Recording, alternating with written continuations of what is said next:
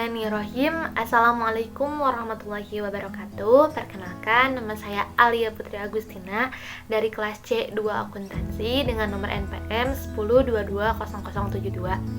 Alhamdulillah, hari ini saya akan memberikan cuplikan video tentang resume materi pendidikan agama Islam.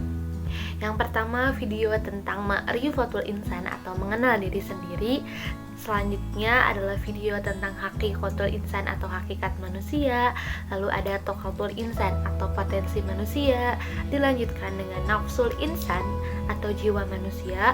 Selanjutnya ada Sifatul Insan atau sifat-sifat manusia. Dan terakhir ditutup dengan Hakikatul Ibadah atau hakikat ibadah.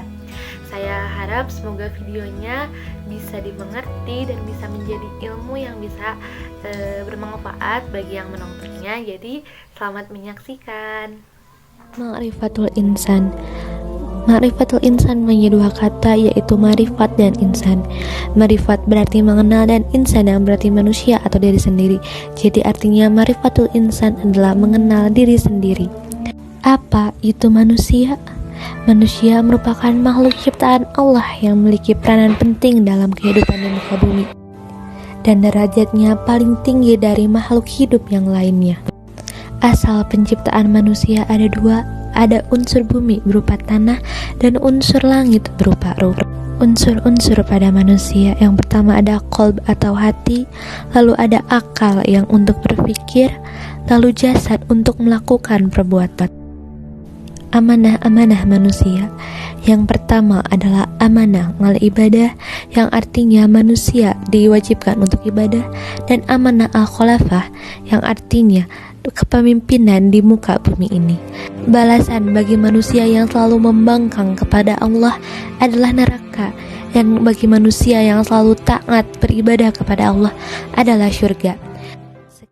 Hakikatul Insan atau hakikat manusia. Hakikat manusia, menurut KBBI, hakikat memiliki dua arti, yaitu yang pertama intisari atau dasar, yang kedua kenyataan yang sebenarnya. Manusia diciptakan oleh Allah sebagai makhluk. Makhluk adalah sesuatu yang dijadikan atau diciptakan oleh Allah Subhanahu wa Ta'ala. Yang pertama adalah alal fitrah atau berada di atas fitrah. Maksudnya adalah manusia diciptakan berada dalam kecenderungan dalam kebenaran dan patuh. Yang kedua adalah lemah. Manusia diciptakan oleh Allah dalam keadaan dhaif atau lemah. Yang ketiga adalah bodoh. Manusia juga diciptakan oleh Allah dalam keadaan jahil atau bodoh. Dan yang terakhir adalah fakir.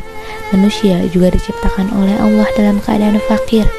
Manusia diciptakan dalam keadaan tidak memiliki apapun kecuali apa yang dianugerahkan oleh Allah kepadanya.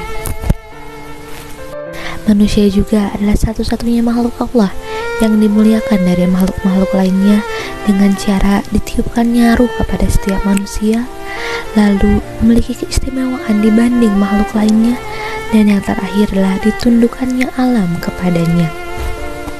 Manusia juga diciptakan dibebani beban ibadah dan khalifah di muka bumi ini.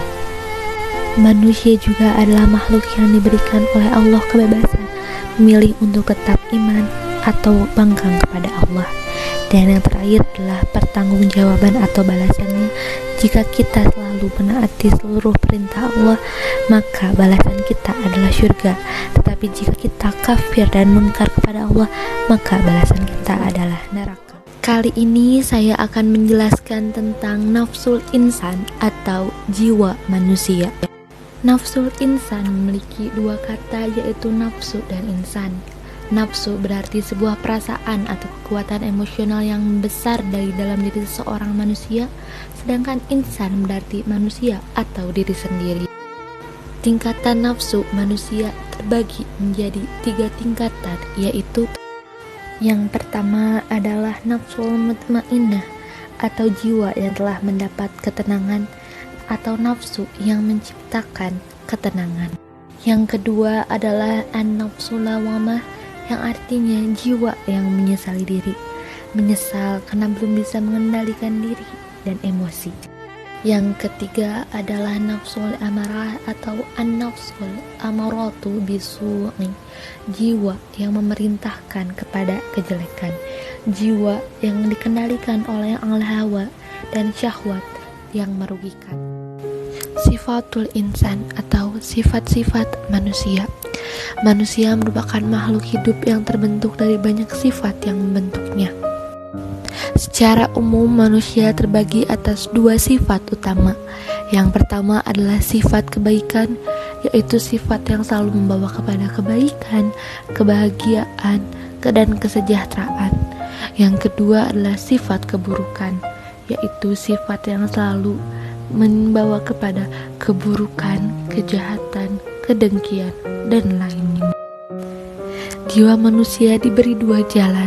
Yang pertama adalah jalan benar atau bertakwa.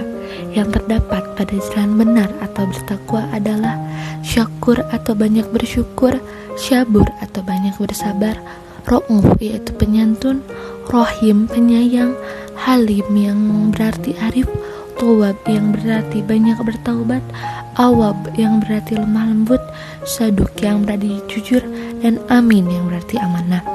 Lalu jiwa yang pada jalan yang salah atau fujur yaitu gofilan atau lalai, khoturan atau pelit, kafuran atau kufur, zoluman atau yang sangat zalim, jahulan sangat bodoh,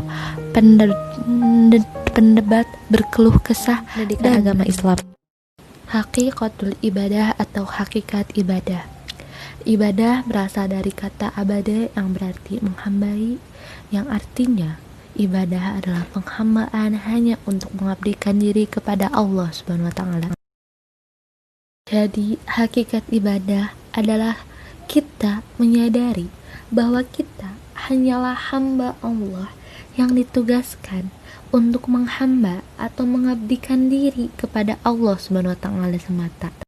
Ibadah itu harus dilakukan dengan menggunakan perasaan, jangan semata-mata hanya untuk memenuhi kewajibannya. Kita juga harus memahami tujuan dan maksud dari kita ibadah sebagai tugas utama dari seorang manusia. Ibadah pula harus didasari oleh rasa takut. Takut akan apa? Takut akan siksaan yang mungkin akan kita terima jika kita tidak ibadah kepada Allah Subhanahu wa taala.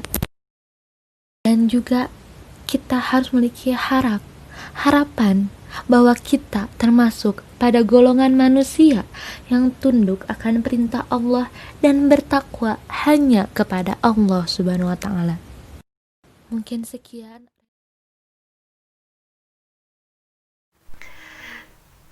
Cukup sekian materi-materi yang bisa saya sampaikan. Mohon maaf bila banyak kesalahan, karena kesempurnaan hanyalah milik Allah semata. Semoga videonya bisa bermanfaat dan ilmunya juga bisa bermanfaat bagi semua yang mendengarkan, khususnya bagi saya sendiri.